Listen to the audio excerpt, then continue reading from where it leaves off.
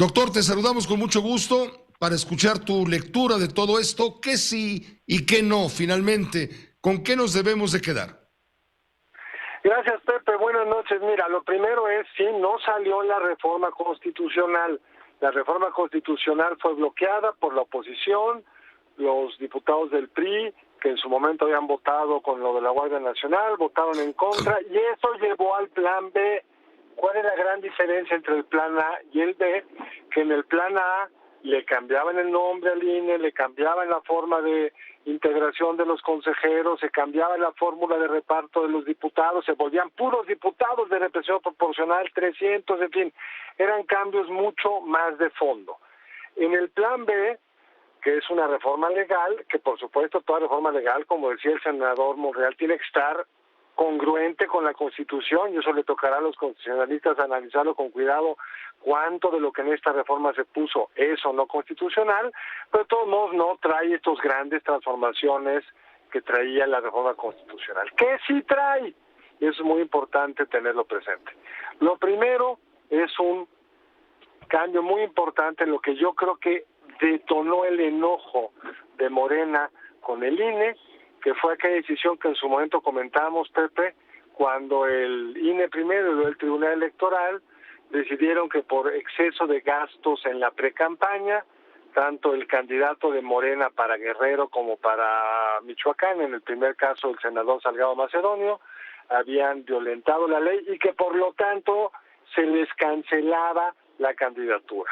Uno de los puntos centrales de esta reforma es que ese delito electoral, porque en la Constitución está claramente dicho que actos anticipados de campaña son delito, lo que dice la reforma es la sanción no puede ser perder el registro.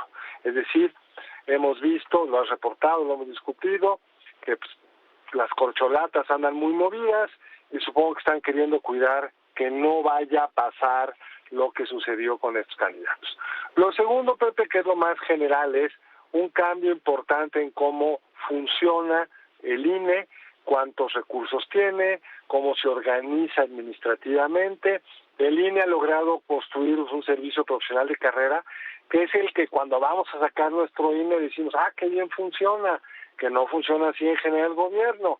¿Por qué? Pues como todo Estado que funciona, pues son funcionarios que tienen buenas pensiones o por lo menos una cierta pensión mejor que la que simplemente tendrían de otra forma, fondos de apoyo en caso de que haya que liquidarlos, en fin, las cosas que todo patrón debe de tener, el INE lo tiene una serie de fideicomisos, los tiene desaparecer, tiene también pues una serie de capacidades administrativas que pueden a veces parecer desde lejos sobradas para poder asegurarse que las casillas y que todo funciona de forma adecuada. Órganos que aquí el diputado Godoy creo que tiene razón, algunos órganos como las juntas distritales que son permanentes y quizás se pueden activar solo en periodo electoral, de achicar y por lo tanto es inevitable una burocracia a la que le quites el dinero, se vuelve menos eficaz, a la que le quitas funcionarios puede hacer menos cosas, como lo hemos visto con la austeridad del presidente. Hoy muchas instituciones públicas que funcionaban bien ya no funcionan, pues porque les fueron quitando facultades, le fueron quitando personal, le fueron quitando presupuesto, y eso pues es parte de lo que complica muchas veces la operación de lo público. Ahora, el problema más de fondo, Pepe, bueno, hay algunos otros cambios, hay uno que parece bien revelador, se vuelve un delito electoral, dice el artículo, difamar a los otros partidos o a los funcionarios del gobierno, lo cual realmente es ponerle una vuelta de tuerca más a la que es una absurda restricción en qué se puede decir y no se puede decir en una campaña, que luego cuando les dicen que no los digan, pues a nadie le gusta, como pasó hace poco con la jefa de gobierno, pero eso está también en la ley, y bueno, hay como un intento de que no se pueda ser muy duro contra el adversario, usan la palabra difamación, que siempre es un término bastante complicado de amarrar.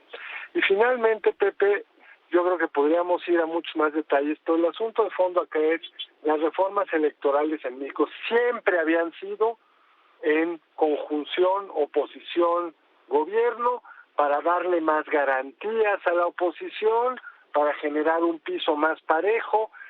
muy claramente el PRD primero y luego Morena habían sido grandes impulsores de eso, y lo que preocupa mucho es que ahora desde el poder pues están siguiendo una estrategia opuesta, a hacer una reforma con premura. Ojalá la hayan leído muy bien todos los diputados de Morena que la revisaron, pero se dispensaron los trámites que tiene el reglamento del Congreso para evitar que haya apresuramientos. Me refiero en lo concreto a que se estudie primero en comisiones, luego pues se discute en pleno con una cierta temporalidad para, como dijo el senador Monreal, actuar responsablemente. Lo que dicen muchos abogados es que está lleno de errores legislativos que luego hacen muy difícil poner en práctica leyes hechas al vapor.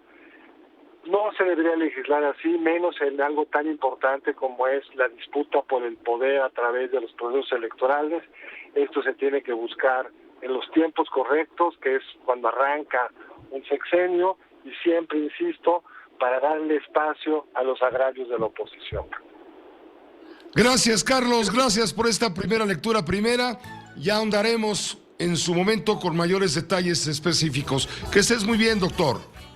Igualmente, un abrazo. Un abrazo muy fuerte, gracias.